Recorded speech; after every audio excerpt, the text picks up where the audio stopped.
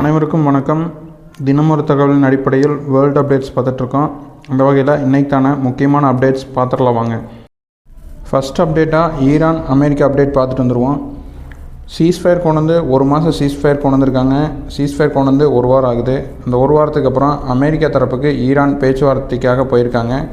But America தரப்புலேருந்து இன்றைக்கி பேசின பேச்சுவார்த்தையில் எந்த ஒரு உடன்பாடுமே எட்டலை. இது வேஸ்ட் அப்படின்னு சொல்லியிருக்காங்க. ஃபஸ்ட்டு மீட்டிங் வேஸ்ட் ஆகிடுச்சு. நீ அடுத்த மீட்டிங் எப்போ 2 பேரும் மீட் பண்ணி வைப்பாங்கன்னு தெரில. பார்த்துட்ருக்கலாம் என்ன நடக்குன்னு. பாகிஸ்தான் அவங்களால முடிஞ்ச சீஸ்ஃபயர் கொண்டு வரக்கு முடிஞ்ச உதவிகளை செய்ய நாங்களும் இந்த பேச்சுவார்த்தையில் ஜாயின் பண்ணிக்கிறோம்னு சொல்லி அவங்க சைடு கோரிக்கை வச்சுருக்காங்க. அதே மாதிரியே இஸ்ரேல் லெபனான் மேலே தொடர்ந்து தாக்குதல் நடத்திட்டு இருக்கிற நேரத்தில் அமெரிக்கா ஒரு ஆஃபர் கொடுத்துருக்காங்க. வர்ற செவ்வாய்க்கிழமை லெபனானில் இருக்கிற முக்கிய அதிகாரிகளும் இஸ்ரேலில் இருக்கிற அதிகாரிகளும் அமெரிக்கா வாங்க, இதை உட்காந்து பேசி ஒரு தீர்வு கிடைக்குமா அப்படின்னு சொல்லி வர சொல்லி ஃபஸ்ட் மீட்டிங் வர்ற செவ்வாய்க்கிழமை வச்சுருக்காங்க. பார்க்கலாம் லெபனானுக்கு இதுக்கப்புறமாவது ஒரு விடிவு காலம் இருக்கான்னு. இஸ்ரேல் அமெரிக்காவும் ஒன்றா இணைஞ்சு ஈரான் மேலே நடத்திய தாக்குதலில் இந்த போரே நின்னாலும் அதுக்கப்புறம் அந்த இடத்துல அந்த அட்மாஸ்ஃபியரில் வளர்ந்து வர்ற குழந்தைங்களுக்கு அது மிகப்பெரிய ஒரு பாதிப்பை ஏற்படுத்தும் அப்படின்னு சொல்லிட்டு பெரிய வல்லுநர்கள் ஒரு அறிக்கையை விட்டிருக்காங்க.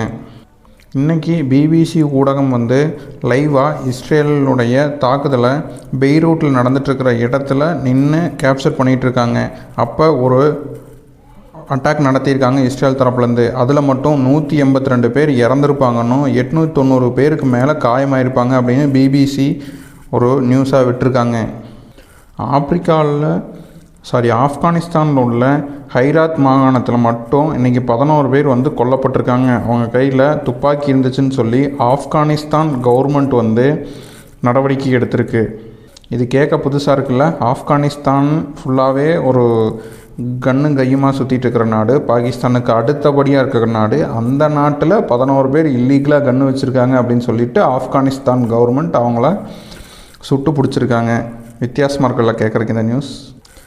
தைவானுடைய எதிர்க்கட்சி தலைவர் இன்றைக்கி சீனாவுக்கு போய் பெய்ஜிங்கில் ஜி ஜின்பிங்கை சந்தித்து ஒரு மீட்டப் போட்டிருக்காரு. அமெரிக்கா தரப்பில் பயங்கரமான கடுப்பில் இருக்காங்க தைவான் மேலே. எப்போவுமே அரபு நாடுகளுக்கு சப்போர்ட் பண்ணுற ஒரு மீடியா தான் அல்ஜசீரா. எப்படி பிபிசி, CNN இந்த மாதிரி முக்கிய ஊடகங்கள் மேற்குலக நாடுகளுக்கு சப்போர்ட் பண்ணி நியூஸ் போடுறாங்களோ அதே மாதிரியே இந்த அல்ஜசீராங்கிற சேனல் அரபு நாடுகளுக்கு முஸ்லீம்ஸ் அமைப்புகள் சார்ந்து நியூஸ் வெளிவிடுறதில் இந்த அல்ஜசீரா ஒரு முக்கியமான சேனல். அந்த சேனல் வெளிவிட்டிருக்காங்க. இது எந்தளவுக்கு உண்மை என்னங்கிறது தெரியல. பட் இந்த சீஸ்ஃபயர் அறிவித்ததுக்கு அப்புறம் மட்டும் இஸ்ரேல் பாலஸ்தீனத்து மேலே நடத்திய தாக்குதலில் 736 பேர், குறைஞ்சது 736 பேர் கொண்டிருக்காங்க அப்படின்னும் 2035 பேருக்கு மேலே காயமாயிருக்காங்க அப்படின்னு சொல்லி ஒரு நியூஸ் விட்டுருக்காங்க. பட் இது எந்த அளவுக்கு உண்மைன்னு தெரில. ஏன் அப்படின்னா இஸ்ரேல் நடத்துகிற தாக்குதல் அதுக்கு ஒரு நடக்கிற அளவுக்கு கரெக்டாக இருக்குது. ஆனால் அக்யூரேட்டாக 736 பேர் இறந்துருக்காங்க அப்படின்னு இவங்களுக்கு எங்கேருந்து ரிப்போர்ட் கிடைக்கிதுன்னு தெரியல. அதே மாதிரியே இஸ்ரேலில் கொஞ்ச நாளைக்கு முன்னாடி பெரும் இஸ்ரேல் அப்படிங்கிற ஒரு ட்ரெண்டு ஹேஷ்லைன் பயங்கர ட்ரெண்டிங்கில் போயிட்டு இருந்துச்சு. அதுக்கு ஈரான் சார்ந்த நெட்டிசன்ஸுங்கள்லாம் என்னென்னு சொல்கிறாங்கன்னா, பெரும் இஸ்ரேல் அப்படிங்கிற ஒரு வார்த்தையோட உள்ள அர்த்தம் என்ன அப்படின்னு கேட்டிங்கன்னா, இது இஸ்ரேலை விரிவுபடுத்துறது, இஸ்ரேலுக்குடைய மக்களுக்கான நிலப்பரப்பை அதிகப்படுத்துறது. அதனால தான் அவங்க காசா மேலே தாக்குதல் நடத்துகிறாங்க, பாலஸ்தீனத்து மேலே தாக்குதல் நடத்துகிறாங்க அப்படின்னு நெட்டிசன்ஸுகள் அவங்களோட கருத்துக்களை அடுத்தடுத்து முன் வச்சுட்டே வராங்க. ஐரோப்பா நாடில் ஒரு முக்கியமான நாடு தான் பார்த்திங்கன்னா ஹங்கேரி. ஏன் இந்த ஹங்கேரி எவ்வளோ முக்கியத்துவம் பெற்றுச்சு அப்படின்னா, மொத்த ஐரோப்பிய நாடுகளும் உக்ரைனுக்கு நாங்கள் ஆயுத உதவிகள், பொருளாதார உதவிகளை செய்கிறோம் அப்படின்னு செஞ்சிட்ருக்கும்போது இந்த ஹங்கேரிங்கிற ஒரு நாடு மட்டும் ரஷ்யா சார்ந்த நிலைப்பாட்டை எடுத்தாங்க. அதே மாதிரியே ஹங்கேரியுடைய பிரதமர் பார்த்திங்கன்னா விக்டர் ஓர்பன் ட்ரம்ப்புக்கு முழுசாக சப்போர்ட் பண்ணார். ட்ரம்ப்புடைய முக்கியமான நெருங்கிய நண்பர் அப்படின்னு இவரை சொல்கிறாங்க. ட்ரம்ப் இவருக்காக எலெக்ஷன் பிரச்சாரத்தை கூட மேற்கொண்டிருந்தார். ட்ரம்ப்புடைய எலெக்ஷன் கேபினில் இவரும் போய் ட்ரம்ப்புக்கு ஆதரவாக பிரச்சாரம் பண்ணிகிட்டு இருந்தார். இப்போது அதே ஐரோப்பாவில், அதே ஹங்கேரியில் எலெக்ஷன் வருது. அதில் வந்து இவர் பிரதமராக இருக்கக்கூடிய விக்டர் ஓர்பன் நின்றுட்டுருக்காரு. இவருக்கு சப்போர்ட் பண்ணி அமெரிக்கா தரப்புலையும் நிற்கிறாங்க, வாக்கு கேட்குறாங்க. ரஷ்யா தரப்புலையும் இவருக்கு சப்போர்ட் பண்ணி வாக்கு போடுங்கன்னு கேட்குறாங்க. இது டிஃப்ரெண்ட்டாக இருக்குது. டிஃப்ரெண்ட்டாக 2 மிகப்பெரிய நாடுகளும் வந்து இவருக்கு சப்போர்ட் பண்ணி இவருக்கே ஓட் போட சொல்லி கேட்டுட்ருக்காங்க. பட் ஐரோப்பா தரப்பு எல்லா பிரச்சனைகளுக்கு வந்து இவர் தான் காரணம். ஹங்கேரி வந்து எதுலேயுமே ஐரோப்பாவோட ஒத்துமையாக இணைஞ்சு நிற்கிறதுக்கு விடாமல் தடுத்துக்கிட்டு இருக்கிறவர் இந்த விக்டர் ஓர்பன் தான். அதனால் இவரை வந்து எப்படியாச்சும் நம்ம இந்த எலெக்ஷனில் தோக்கடிச்சு வெளியில் கொண்டு வந்துடலாம் அப்படின்னு நினச்சிட்ருக்காங்க. பட் இதில் இந்த கரெக்டான டைமில், எலெக்ஷன் டைமில் ஹங்கேரிக்கு வந்துக்கிட்டு இருக்கிற ஒரு டேங்கர் மேலேயும் அது வழியாக வந்துக்கிட்டு இருந்த பாலத்து மேலேயும் ஒரு குண்டுவெடிப்பு நடத்தலாம் அப்படின்னு சொல்லிட்டு உக்ரைன் தரப்புலேருந்து பிளான் பண்ணினதாக இவங்க தரப்பு மீடியா வந்து சொல்கிறாங்க. பட் இதில் எந்தளவுக்கு உண்மைன்னு தெரியல. இதுக்காக தனியான ஒரு டீம் ரெடி பண்ணி யார் வந்து இந்த மாதிரி ஒரு தாக்குதல்களுக்கு பிளான் பண்ணாங்க அப்படின்னு சொல்லி கண்டுபிடிக்கிறதுக்காக ஒரு டீமை வந்து ரெடி பண்ணியிருக்காங்க. நான் முன்னாடியே சொல்லியிருந்தேன், தைவானுடைய எதிர்க்கட்சி தலைவர் சீனா போய் பார்த்துட்டு வந்தார் அப்படின்னு சொல்லிட்டு. சீனா பிரதமரோட வந்து ஒரு மீட்டப் போட்டு வந்தாருன்னு. மீட்டப் போட்டதுக்கு அப்புறம் கொஞ்ச நேரத்துலேயே சீனாவிலிருந்து தைவானுக்கு நிறையா சலுகைகளை வந்து நாங்கள் கொடுக்குறோம் அப்படின்னு சொல்லிட்டு, எரிபொருள் பற்றாக்குறையை நாங்கள் சரி பண்ணி தர்றோம் அப்படின்னு சொல்லிட்டு சீனா தரப்புலேருந்து ஒரு அறிக்கை விட்டுருக்காங்க. இது அமெரிக்கா தரப்பில் இன்னும் கோபமாக இருக்க மாதிரி ஒரு செயலாக இருக்குது.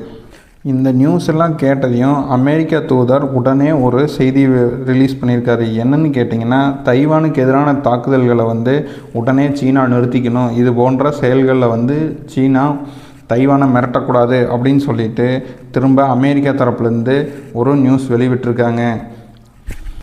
இதுலேயே நம்ம தெரிஞ்சுக்கலாம், அமெரிக்கா தரப்பு வந்து தைவானையும் ஒன்றா ஜாயிண்டாக இணைஞ்சு போகிறதுக்கு வந்து விடுறதுக்கு தயாராக இல்லை. தைவானை ஒரு பயங்காமிச்சு அவங்களுடைய வெப்பன்ஸை தைவானுக்குள்ளே வந்து சேல் பண்ணணும். அதாவது அமெரிக்காவுடைய ஒரு மிகப்பெரிய பொருளாதாரமே அவங்களுடைய வெப்பன் தான். ஏதோ 2 நாடுகளுக்கு இடையில் ஒரு சின்ன பிரச்சனை அப்படின்னாலும் இவங்க உள்ளே போந்து நாங்கள் அதை சரி பண்ணி வைக்கிறோம் அப்படிங்கிற பேரில் 2 நாடுகளையும் ஒன்றா இணையவே விடாமல், பேச்சுவார்த்தைக்கே விடாமல் 2 நாடுகளுக்கு நடுவில் ஒரு பயத்தை காமிச்சு அவங்களுடைய வெப்பன்ஸை சேல் பண்ண வைக்கிறது தான் அமெரிக்காவுடைய ஸ்ட்ராட்டஜியே. அதே மாதிரி தான் இந்தியா சீனா வாருக்கு அப்புறம் பார்த்திங்கன்னா, சீனாவை வந்து இதை பண்ணுறாங்க அதை பண்ணுறாங்கன்னு இந்தியா தரப்புலேருந்து சீனாவோட பேச்சுவார்த்தைக்கே விடாமல் அமெரிக்கா வந்து இந்தியாவை ஒரு அவங்களோட சப்போர்ட், அமெரிக்காவுடைய சப்போர்ட் இந்தியாவுக்கு எப்போ இருக்கும் அப்படிங்கிற ஒரு பார்வையில் சீனாவோட பேச்சுவார்த்தையே நடைபெறாத அளவுக்கு பார்த்துக்கிட்டு இருந்தாங்க. பட் இப்போ வர்ற கால சூழ்நிலைகளில் இந்தியா தரப்புலேருந்து சீனா தரப்புலையும் 2 நாடுகளுக்குமே அமெரிக்கா எப்படிப்பட்ட ஒரு கேம் விளையாண்டுட்டு இருக்காங்க அப்படிங்கிறது 2 நாடுகளுக்குமே தெரிஞ்சிட்ருக்கு. 2ஆம் உலகப் போருக்கு அப்புறம் எந்த நாடுகளுமே சண்டை போட்டுக்கூடாது, எந்த ஒரு நாட்டை இன்னொரு நாடு அவங்களுடைய பவரை யூஸ் பண்ணி அல்லது வந்து மிரட்டியோ ஒரு நாடு இன்னொரு நாட்டை கைப்பற்றக்கூடாது, மிரட்டக்கூடாது அப்படிங்கிற ஒரு இதில் கொண்டுட்டு வந்தது ஐநா சபை. ஆனால் இன்றைக்கி வேர்ல்டுலேயே டம்மியாக இருக்கிற ஒரு அமைப்புனா அது ஐநா சபை தான். ஏன் அப்படின்னு கேட்டிங்கன்னா, அன்னைக்கு உறுப்பு நாடுகளான 5 நாடுகளுக்கு மட்டும் வீட்டோ பவர்னு ஒன்று கொண்டு வந்தாங்க. ரஷ்யா, அமெரிக்கா, UK, சீனா, இந்த மாதிரி ஒரு குறிப்பிட்ட 5 நாடுகள் மட்டுமே அவங்களுடைய வீட்டோ பவரை கையில் வச்சுக்குவாங்க. அந்த வீட்டோ பவர் இருக்கக்கூடிய நாடு அங்கே கொண்டு வர தீர்மானத்துக்கு நாங்கள் எங்கள் வீட்டோ பவரை யூஸ் பண்ணி நாங்கள் இந்த தீர்மானத்தை நிராகரிச்சிட்டா அதுக்கப்புறம் அங்கே எதுவுமே பண்ண முடியாது. இந்த மாதிரி ஒரு அமைப்பு டம்மியாக இருக்குது. அதாவது பவர்ஃபுல்லான நாடுகளை ஒன்றுமே அவங்களால பண்ண முடியாது. இந்த ஆப்பிரிக்கா, இந்த மாதிரி சின்ன சின்ன நாடுகள், ஆப்பிரிக்காவில் இருக்க சின்ன நாடுகள், ஸ்ரீலங்கா, இந்த மாதிரி பவர் இல்லாத நாடுகளை மிரட்டி அவங்க வந்து அவங்களுடைய நாங்கள் பவர் டாமினேட் நாங்கள் அப்படின்னு சொல்லி ஒரு குறிப்பிட்ட நாடுகளுடைய கண்ட்ரோலில் வச்சுக்கிட்டு இருக்கிறக்காக தான் ஐநா சபை இன்றைக்கி ஒர்க் ஆகிட்டுருக்கு. அந்த வகையில் உலக தலைவர்களில் டம்மியாக இருக்கிறவர் தான் இந்த போப். இவர் வந்து பார்த்திங்கன்னா ஏதோ, அதாவது 2 பிரச்சனை நடக்கக்கூடிய நாடுகளுக்கு நான் வந்து சமாதானப்படுத்தி வைக்கிறேன், 2 நாடுகளும் சமாதான முறையில் அமைதியான வழியில் போகணும் அப்படின்னு வெறும் வாய் வார்த்தையாக சொல்லிட்டு மட்டும்தான் இருப்பார். பட் எந்த நாடுமே இவர் ஒரு பெரிய இதாகவே கண்டுக்க மாட்டாங்க. ரஷ்யா உக்ரைன் வார்லேயும் போப் வந்து சொன்னார். இப்போ வந்து ஈரான், இஸ்ரேல், அமெரிக்கா தாக்குதல்லையும் போப் வந்து இந்த வார் வந்து ஒரு பைத்தியக்காரத்தனம், இதை நிறுத்துங்க அப்படின்னு சொல்லி அவரோட தரப்பில் அவர் சொல்லிகிட்டே தான் இருக்கார். பட் எந்த நாடுகளுமே அவர் பேச்சை மதிக்கிறதாவே கிடையாது. அமெரிக்காவில் விவேகானந்தருடைய முழு சிலையை இன்றைக்கி ஓப்பன் பண்ணி வச்சுருக்காங்க. இது நம்ம நாட்டுக்கு ஒரு மிகப்பெரிய ஒரு பெருமையான செயல். பாகிஸ்தானில் இவ்வளவு பிரச்சனைகளுக்கு நடுவுலையுமே பாகிஸ்தான் 13,000 புல்லட்ஸை வந்து சவுதி அரேபியாவுக்கு இன்றைக்கி அனுப்பி வச்சுருக்காங்க. இந்தியாவுடைய வெளியுறவுத்துறை அமைச்சர் ஜெய்சங்கர் இன்றைக்கி ஒரு நியூஸ் வெளிவிட்டிருக்காரு. என்னன்னு கேட்டிங்கன்னா, வளைகுடா நாடுகள்லேருந்து வந்துக்கிட்டு இருக்கிற, அதாவது இந்தியாவுக்கு வந்துக்கிட்டு இருக்கிற எரிபொருள் பாதையில் வந்து நாங்கள் ராஜதந்திர அடிப்படையில் எல்லா நாடுகள்கிட்டையும் பேசிகிட்டு இருக்கோம் அப்படின்னு சொல்லி இந்தியா தரப்புலேருந்து அவர் ஒரு அறிக்கையை இன்றைக்கி விட்டுருக்காரு. அதே மாதிரியே இந்தியாவுடைய வெளியுறவுத்துறை அமைச்சகம் சார்பாக பெய்ரூட்டில் ஏற்பட்ட இன்றைக்கி உயிரிழப்புகளுக்கு நாங்கள் வந்து ஆழ்ந்த இரங்கல்களையும் கவலைகளையும் தெரிவிச்சுக்கிறோம்னு சொல்லியிருக்காங்க. வெனிசுலாவில் அமெரிக்கா வந்து இராணுவ நடவடிக்கை எடுக்கிறோம் அப்படின்னு சொல்லிட்டு எண்ணெயை வந்து முற்றுகையிட்டாங்க. அதாவது எண்ணெயை வந்து எந்த நாடுகளுக்கு ஏற்றுமதி பண்ணுறதுக்கு இல்லாமல் பண்ணிட்டாங்க. இதனால கியூபா வந்து முதல்லையே வந்து ரொம்ப சிரமத்தில் இருந்த நாடு. அந்த டைமில் அமெரிக்கா கொடுத்த இந்த ப்ரெஷர்னால் கியூபா வந்து ரொம்ப கடுமையான எரிசக்தி இல்லாமல் சிரமப்பட்டுருக்கிற ஒரு நாட்டோட லிஸ்ட்டில் வந்து ஃபஸ்ட் இடத்துல இருக்காங்க. ஒரு நாடு வளர்ச்சி அடைகிறதுக்கு எப்படி கல்வியுமே பொருளாதார கட்டமைப்புகளும் முக்கியமோ அதே மாதிரியே அந்தளவுக்கு அந்த நாட்டுகளுக்குள்ளே வந்துட்டுருக்கிற ட்ரக்ஸ் போன்ற கஞ்சா இந்த மாதிரி பொருள்களுடைய அளவு எவ்வளோக்கு எவ்வளோ குறையுதோ அவ்வளோக்கு அவ்வளோ அந்த நாடு, அந்த மாநிலம் வந்து வளர்ச்சி அடையும். இன்றைக்கி நம்ம தமிழ்நாட்டில் விழுப்புரம் மாவட்டத்தில் 247 கிலோ கூட்கா வந்து பிடிச்சிருக்காங்க. அதோடு வந்து அதை கொண்டுட்டு வந்த 3 பேர்த்த வந்து போலீஸ் தரப்புலேருந்து அரெஸ்ட் பண்ணி விசாரணையை நடத்திட்டு இருக்காங்க.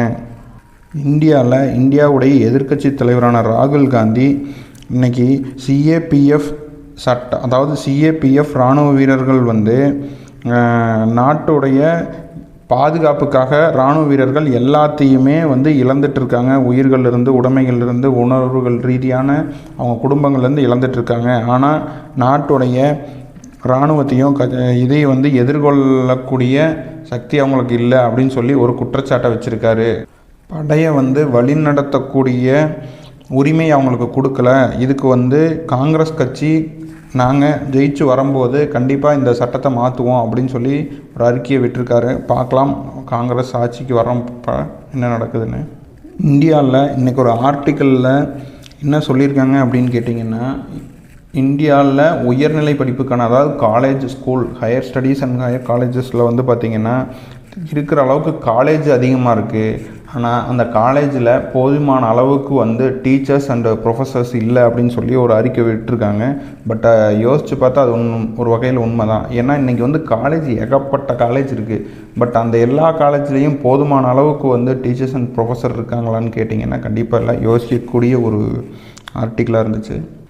சென்ட்ரல் கவர்மெண்ட் நேற்று வந்து டீசலுக்கு மட்டும், நம்ம இந்தியாவுடைய சென்ட்ரல் கவர்மெண்ட் டீசலுக்கு மட்டும் நேற்று வரி ஏற்றிருக்காங்க. ஆதாய வரியாக 55.5 காசாகவும், விமானத்துக்கு எரிபொருளாக யூஸ் பண்ணக்கூடிய ஏடிஎஃப் அப்படிங்கிற டேக்ஸ், அதாவது ஏர்லைன் டிரான்ஸ்போர்ட் ஃபீஸாக வந்து 42 ரூபாயும் ஏற்றிருக்காங்க. இவ்வளவு பிரச்சனைகளுக்கும் நடுவில் இந்தியாவில் வந்து பெட்ரோல் டீசல் விலை ஏறாமல் இருக்குது அப்படின்னா கண்டிப்பாக எலெக்ஷன் தான் நான் நினைக்கிறேன். பட் இது எந்த அளவுக்கு சரின்னு தெரியல. உங்களுடைய கருத்துக்களை நீங்கள் கமெண்டில் பதிவிடுங்க. எலெக்ஷன்னால தான் சென்ட்ரல் கவர்மெண்ட் வந்து இன்னும் டேக்ஸ் ஏற்றாமல் இருக்காங்களா பெட்ரோல் டீசலுக்கு மேலே போடுற வரியை, இல்லை அவங்களால மாற்று வழியில் வந்து வேறு நாடுகள்கிட்ட கம்மியான விலைக்கு இன்னும் வாங்கி மக்களுக்கு கொடுக்க முடியுதா? உங்களுடைய கருத்துக்களை கமெண்டில் பதிவு பண்ணுங்கள். கடைசியாக நம்ம இந்தியாவுடைய நியூஸ் பார்த்துட்டு போயிடலாம். வீட்டில் குழந்தைங்க இருக்காங்க அப்படின்னா அவங்கள வந்து சூதானமாக பார்த்துக்க வேண்டியது, அதாவது ஒரு வயசு வரைக்கும், ஒரு வயசுக்கு மேலேயும் அவங்கள சூதானமாக பார்த்துக்க வேண்டியது பெற்றோர்களுடைய கடமை. இப்போ லேட்டஸ்ட்டாக நம்ம ஆன்லைனில் பார்த்துட்ருப்பீங்க அல்லது நியூஸில் பார்த்துருப்பீங்க, கேரளாவை சேர்ந்த ஒரு 15 வயசு சிறுமி காணாமல் போயிட்டாங்க அப்படின்ட்டு. அந்த காணாமல் போன சிறுமி கர்நாடகாவில் உள்ள சிக்மங்களூரில் நீர்வீழ்ச்சியில் பணமாக வந்து கண்டெடுத்திருக்காங்க. போன்ற உலக செய்திகளை ஷார்ட் அண்ட் ஸ்வீட்டாக தெரிஞ்சுக்கணும் அப்படின்னா நம்ம சேனலில் தொடர்ந்து இணைந்திருங்கள். மறக்காமல் லைக் அண்ட் சப்ஸ்கிரைப் பண்ணிடுங்க. கமெண்டில் உங்களுடைய கருத்துக்களை கண்டிப்பாக தெரிவிங்க. அதுதான் அடுத்தடுத்த வீடியோ போடுறதுக்கு எங்களுக்கு ஒரு மோட்டிவேட்டாக இருக்கும். தேங்க்யூ ஃபார் வாட்சிங்.